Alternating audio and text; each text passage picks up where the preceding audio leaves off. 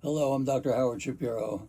I was the first physician in the country to have patients that went on a protein sparing fast diet.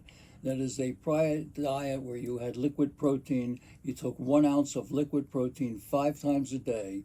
You did not eat any solid food. You had more energy than you ever had. You would go to bed at night, wake up early in the morning, raring to go. Following that, I developed a different program called Picture Perfect Weight Loss, where I've written 6 books. 2 are New York Times bestsellers, one is written in 17 different languages, and I've sold over 1 million copies of my Picture Perfect Weight Loss books. How would you like to reverse your age? Turning back the clock, losing weight. I now use semaglutide, which is a generic form of Ozempic. Studies have shown that new trials suggest that semaglutide, the generic form of Ozempic, may help users not only drop pounds, but turn back the clock.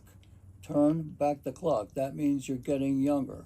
Those on semaglutide became an average of 3.1 years biologically younger by the end of the study. By reducing excess fat and inflammation, the drug effectively slows down deterioration.